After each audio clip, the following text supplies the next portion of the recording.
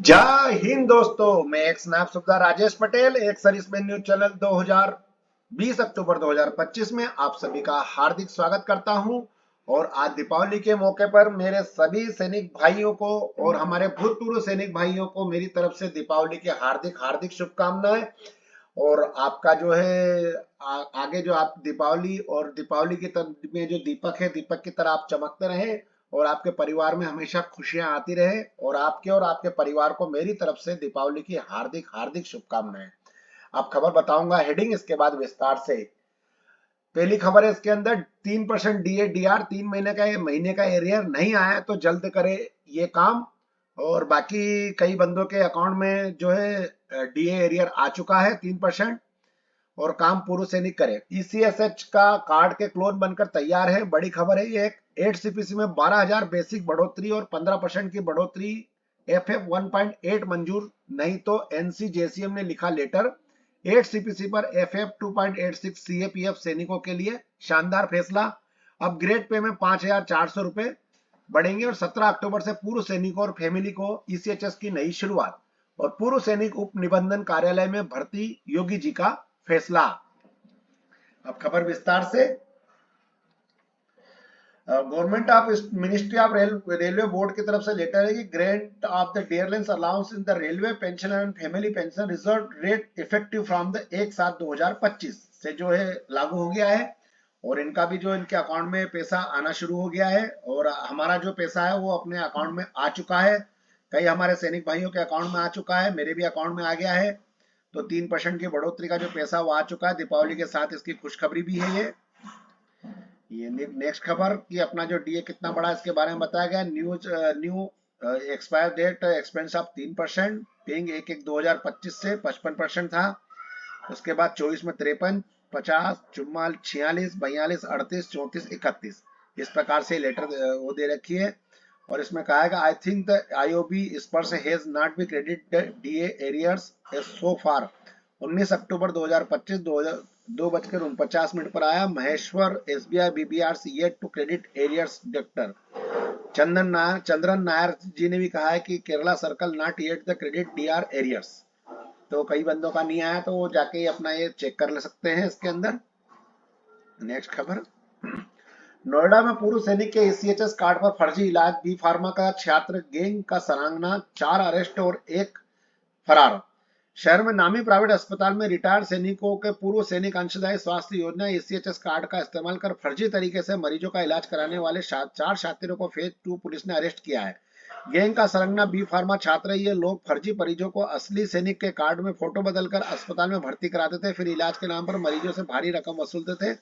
मामले में एक आरोपी फरार है।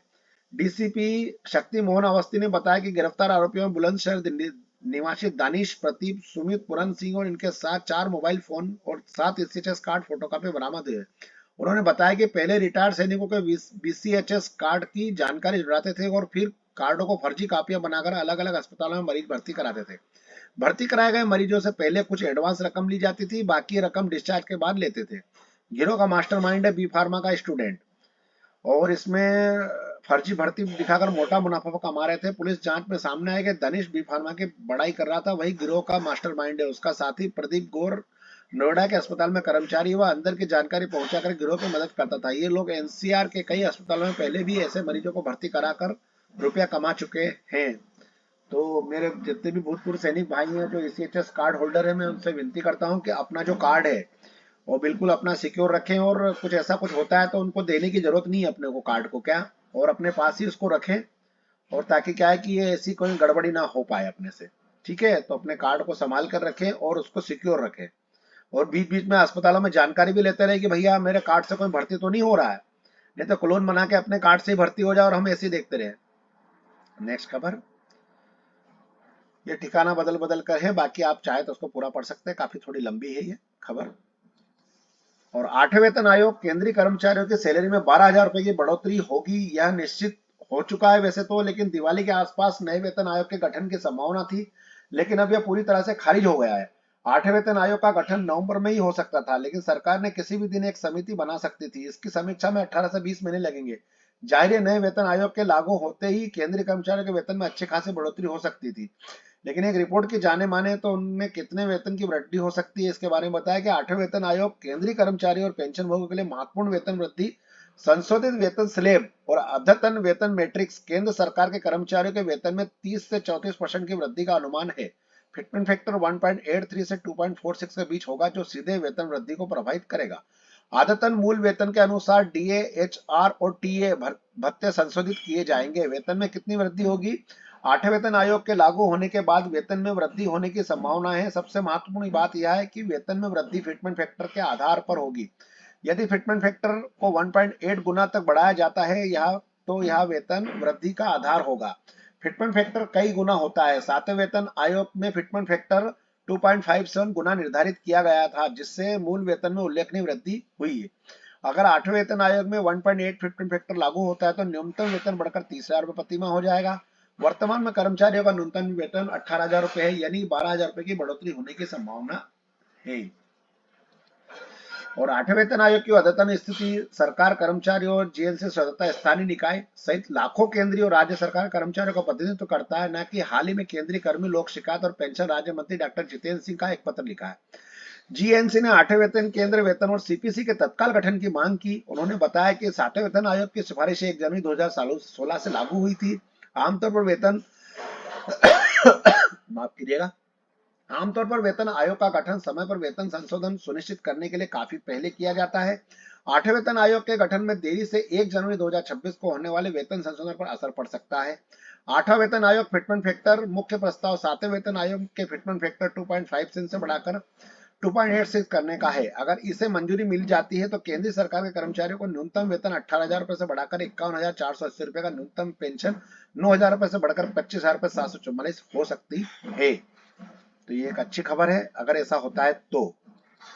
और दिल्ली हाईकोर्ट ने दिया बड़ा फैसला कि बीएसएफ आईटीबीपी के बाद अब सीआरपीएफ के इंस्पेक्टर को भी मिलेगा 5400 ग्रेड का फायदा। और ये केंद्रीय रिजर्व पुलिस सीआरपीएफ के इंस्पेक्टरों के लिए दिल्ली हाईकोर्ट से एक बड़ी राहत की बड़ी खबर है। आईटीबीपी और बीएसएफ के बाद में सीआरपीएफ के इंस्पेक्टर को भी 5400 रुपए का ग्रेड पे का वित्तीय लाभ देने का रास्ता खुल गया है। दिल्ली हाईकोर्ट ने हरिशंकर और ओम शंकर शुक्ल की बेंच ने कहा कि आईटीबीपी इंस्पेक्टर सुशील कुमार और कोर्ट ने लाभ देने का आदेश दिया था, उसी की तर्ज पर सीआरपीएफ के इंस्पेक्टर जीडी और फार्मासिस्ट को भी यह फायदा दिया जाएगा। कोर्ट ने सरकार को निर्देश दिया है कि 8 सप्ताह के भीतर आदेश लागू किया जाए। 2008 के वित्त मंत्रालय के आदेश पर विवाद है।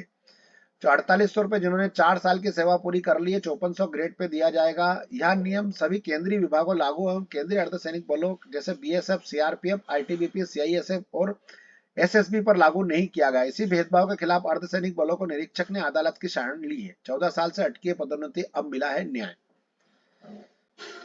नेक्स्ट खबर, पूर्व सैनिकों के लिए घर घर दवा वितरण। भारतीय डाक सेवा ने ईसीएचएस के सेवा का देश भर में विस्तार किया है और 1700 से ज्यादा दवाओं के पैकेट पहुंचाए गए हैं हमारे डाक द्वारा, भारतीय डाक द्वारा।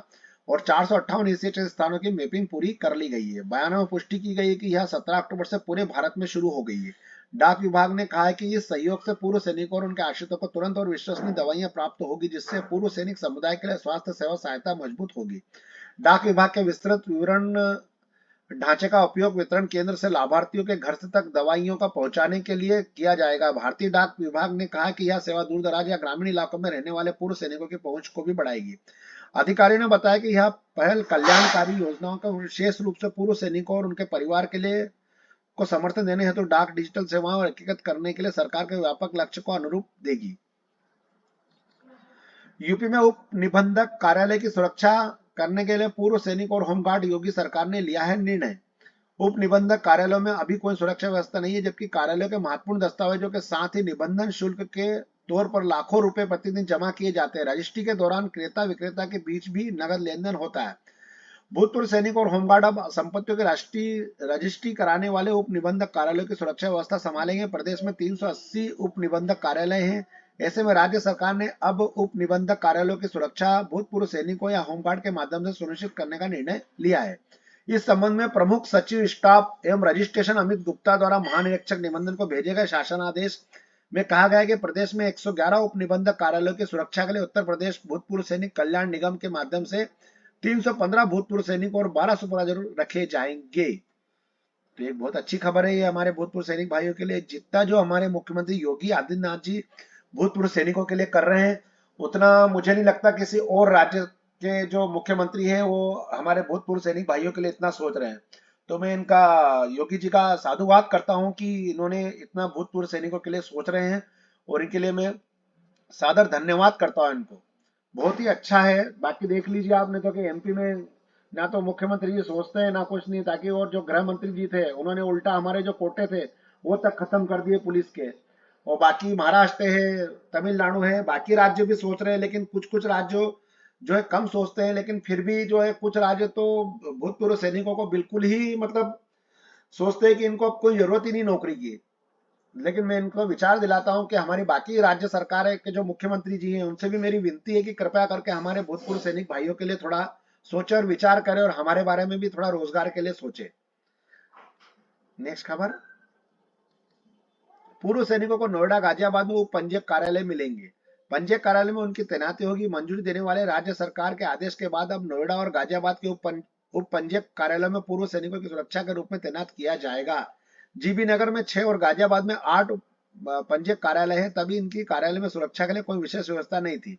जीबी नगर के सहायक महानिरीक्षक ब्रजेश कुमार ने कहा कि प्रशिक्षित सुरक्षाकर्मी की उपस्थिति लंबे समय से अपेक्षित है। उन्होंने कहा कि पंजीयक कार्यालय में सुरक्षा कर्मियों का जरूरत न केवल भारी भीड़ को संभालने के लिए बल्कि जमीन में रिकॉर्ड और रजिस्ट्री शुल्क की सुरक्षा के लिए भी है, जो अक्सर कई आवेदक नगद में लाते हैं और कई कार्यालय में हर दिन भारी मात्रा में नगद लेन देन होता है और सुरक्षा का अभाव एक निरंतर चिंता का विषय बना हुआ है।